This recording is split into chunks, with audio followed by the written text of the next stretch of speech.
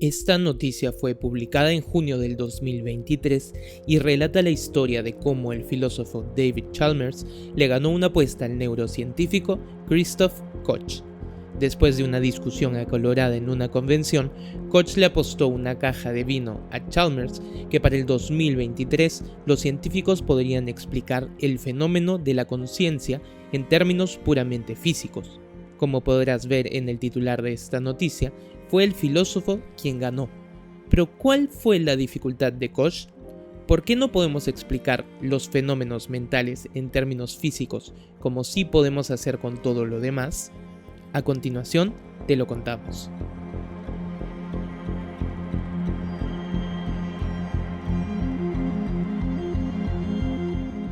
En filosofía se le llama materialismo o fisicalismo a la idea de que todos los fenómenos mentales o psicológicos se pueden entender mediante conceptos propios de la física, química u otras ciencias naturales. A este tipo de ideas, en las cuales un grupo de fenómenos se pueden explicar en términos de otro, se les llama reduccionismos. Por ejemplo, decir que todos los objetos del universo están formados por átomos es una reducción. No importa si estos son estrellas, planetas, insectos o humanos, todos estos, por más diferentes que sean, son simplemente un conjunto de átomos. Esta clase de reducciones les permite a los científicos explicar una serie de fenómenos y procesos que ocurren en distintos objetos. Por ejemplo, podemos explicar por qué una estrella brilla simplemente apelando a procesos que sufren los átomos dentro de ellas. También podemos explicar cómo funciona el sistema inmune apelando a una serie de reacciones químicas que ocurren en nuestro cuerpo. Así, desde ya hace algunos años, muchos científicos y estudiosos creen que es cuestión de tiempo para que la ciencia pueda explicar detalladamente cómo funciona el cerebro y todos los fenómenos psicológicos relacionados con este. Después de todo, con el tiempo la ciencia ha logrado explicar una serie de fenómenos sumamente extraños como la gravedad, el tiempo y los agujeros negros. Sin embargo, otros científicos, filósofos y académicos piensan que hay ciertos fenómenos mentales que la ciencia nunca logrará explicar. Algunos se refieren a este tipo de fenómenos con el término qualia. ¿Pero qué significa este término? Piensa por un momento en estas dos cosas. La primera es este cuadrado que ves en pantalla. Para la segunda, trata de recordar el dolor más fuerte que hayas experimentado. Ambas cosas tienen diferentes propiedades. Por ejemplo, la primera tiene un alto y un ancho.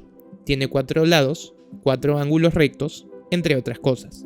Si alguien te pide que le describas lo que estás viendo, simplemente le tienes que decir que ves una figura de 4 lados iguales con 4 ángulos rectos y sabrá que es un cuadrado.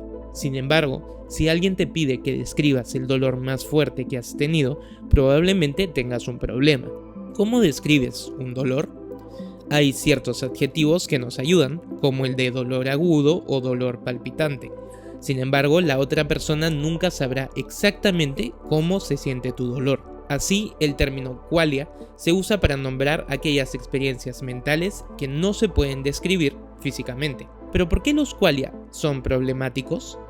En su artículo Epiphenomenal Qualia, Frank Jackson, profesor de filosofía de la Universidad Nacional de Australia, lo explica de la siguiente manera. Imagínate a Fred, una persona completamente normal, pero con una habilidad que nadie más tiene. Él puede ver más colores que cualquier otra persona que haya existido. Supón que un grupo de científicos pone al frente de Fred un grupo de tomates maduros que para cualquier persona tienen el mismo color y le piden a Fred que los agrupe por color.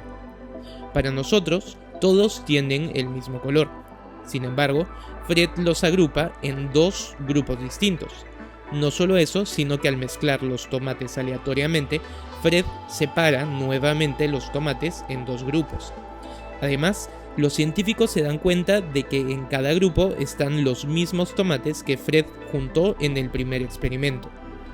Cuando los científicos le preguntan a Fred cómo lo hace, Fred les responde que para él los tomates maduros pueden tener 2 colores distintos. Él ve 2 colores mientras todos los demás ven solo uno. Además, les dice que durante toda su vida ha tratado de explicar esta diferencia a los demás infructuosamente. Así, ahora él ha llegado a la conclusión de que ve dos colores, que él llama rojo 1 y rojo 2. Sin embargo, aclara que rojo 1 y rojo 2 no son simplemente matices distintos de rojo, sino que él los ve tan diferente como el amarillo se ve del azul. Tras una serie de pruebas, los científicos descubren que el sistema perceptual de Fred puede efectivamente ver dos colores diferentes. Así como nosotros podemos ver más colores que algunos animales, como los perros, Fred puede ver más colores que nosotros. ¿Pero qué color ve Fred? Sería imposible que nos diga qué color puede ver, ya que su experiencia es completamente diferente a la del color rojo. No es simplemente un matiz de este. Que él nos explique en qué consiste su experiencia de este color desconocido sería igual de difícil que explicarle a una persona ciega de nacimiento en qué consiste la percepción del color rojo. Sería tan difícil que incluso sería imposible hacerlo apelando a nociones científicas. Por ejemplo, podemos decir que el color no es nada más que luz viajando con una determinada longitud de onda. El rojo no es más que luz con cierta longitud de onda. Sin embargo, saber que el color consiste en esto no nos dice nada sobre cómo se siente percibir el color rojo. Lo mismo sucede con otras formas de qualia. Explicar cómo se siente cierto tipo de dolor o el sabor específico de una comida que alguien no conoce es casi imposible. Lo máximo que podemos hacer es compararlo con otras cosas similares que la otra persona puede conocer. Así parece que los qualia están completamente fuera del ámbito científico. Entonces, ¿es imposible explicar la mente en términos científicos? En realidad, esta pregunta aún no tiene una respuesta. Muchos académicos y científicos aún debaten este problema y sus consecuencias. De hecho, hoy en día se usan conceptos como el de la información para explicar la conciencia, un concepto que no es netamente físico. Sin embargo, esta discusión aún está muy joven. ¿Y tú? ¿Crees que algún día podremos explicar qué son los qualias?